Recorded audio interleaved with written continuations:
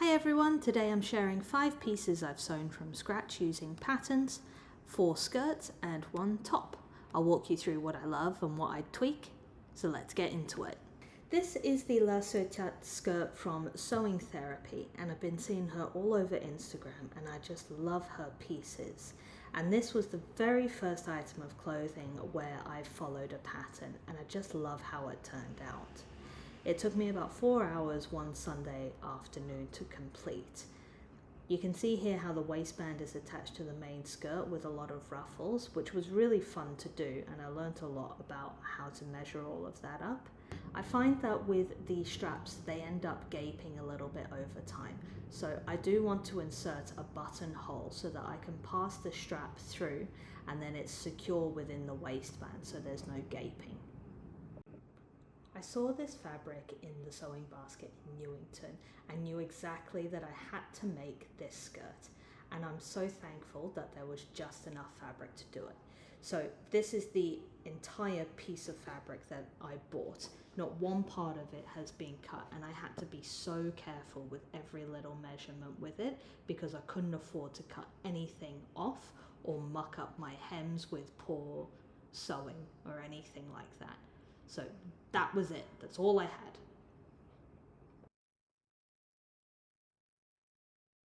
The front flap of the skirt closes by using this brown button, and I decided to make it an asymmetric fit so that part of the front flap hangs down nicely over the knee rather than having it all neat and tidy.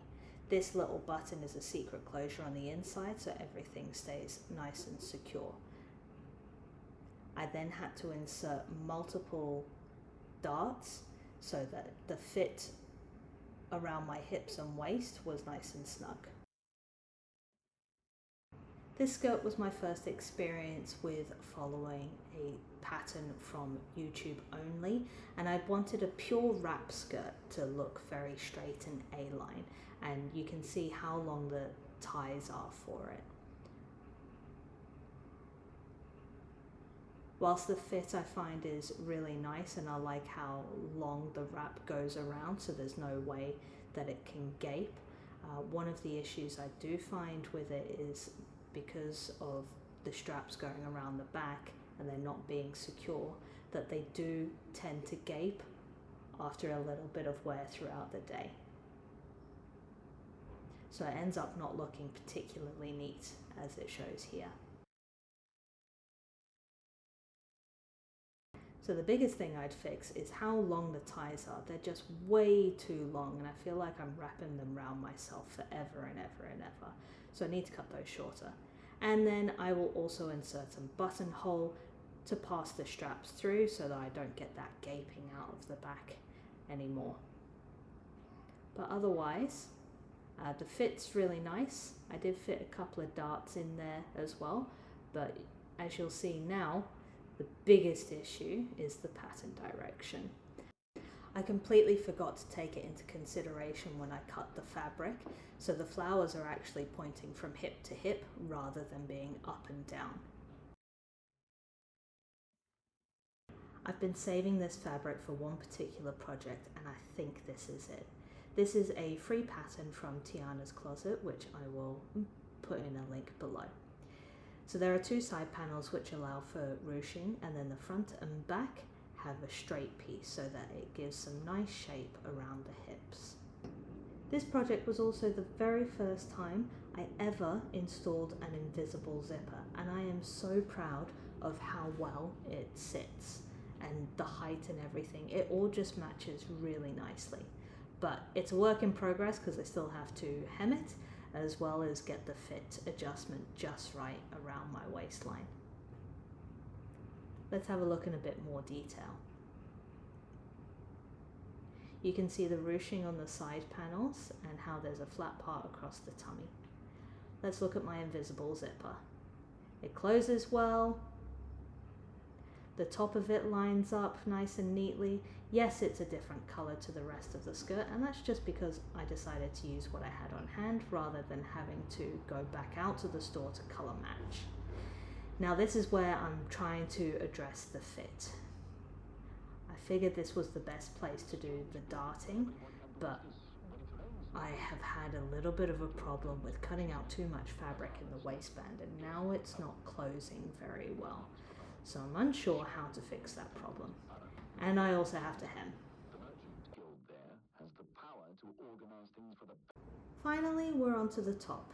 This is a tie top that so many people have been making all across social media, and I wanted to do one with bell sleeves.